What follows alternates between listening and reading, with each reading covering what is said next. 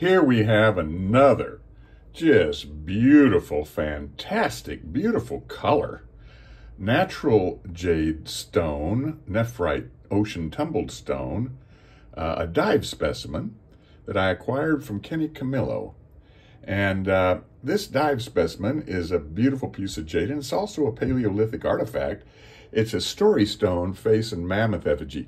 Now, our Paleo Indian friends, they had the best available stone of every type available to themselves for carving. This one's been beautifully carved. What we have here is an ancient incising line here.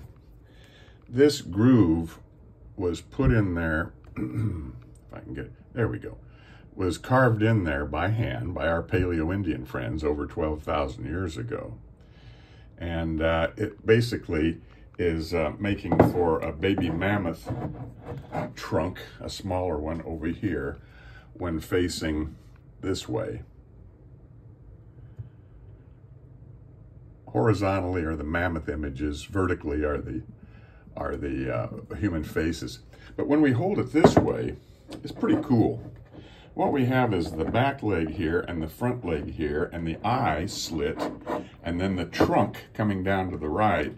And that slit was put in there not only for the face looking up from the back of the mammoth with this big nose here sticking up, but that groove was put in there to form this mammoth image.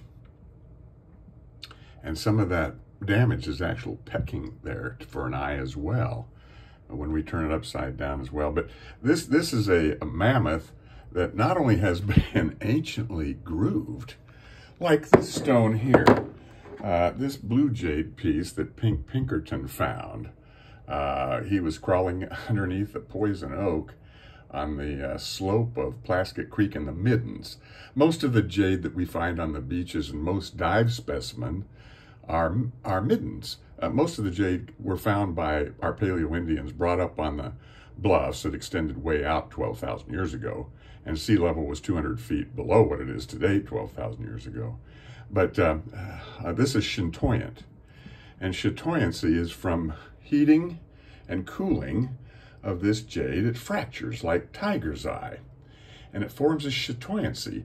So when it's in the middens and is heated and cooled, heated and cooled, heated and cooled, after a while it forms these fissures, these cracks, which is what we call chatoyancy. It's formed by heating and cooling. That's how it's formed. Then this is the ancient groove. So Pink pulled this out from underneath the poison oak. He was immune to it, and found it there on the surface in the middens on the side of Plaskett Creek. Many stones have come out of those middens, and some beautiful gem quality ones, I might say.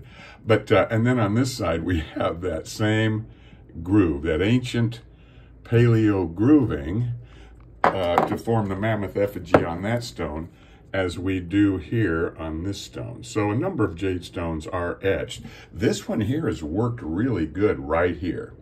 You can see right where my thumb is, that was cut in there. That the Paleo Indians sawed that in there. They pecked it and then sawed it, and that is not natural. That angle is not natural. And this whole spot right here, this whole spot right here, was worked, ground by our Paleo Indian friends. Look at that color, would you? Wow. The Paleo Indians had the best stones available. Look at the color on that thing. Oh my good Lord. I wish I could get a little more sunlight on it. It's coming through these shutters. Oh, and then we have some faces. But I wanted to share with you right there, that's been sawed. That's been banged around by probably other jade pieces. They probably used to bang that in there. And then they flattened that area out there. That's all been flattened and worked there. That spot right there. And I hope I can get, so that's to form the back leg. There it is. That's all been worked. And then it's been ocean polished. So these are smooth. The flaking scars are smooth, and the ocean does polish it.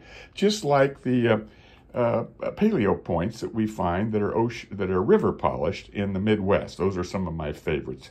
River polished. I'm used to looking at river polished flaking scars. And where we go in the desert, we have wind polish flaking scars. So I'm used to seeing wind polish flaking scars. And I'm used to seeing ocean polished workmanship as well. And so this is great workmanship there. That's very, very good. And it's tough. This is tough stuff. But the Paleo Indians can work this. They were better stone workers than we'll ever be. That's what they did for a living. Anyway, for millions of years, by the way. So in any event, another beautiful Big Sur Jade Paleo Story Stone Face and Mammoth Effigy.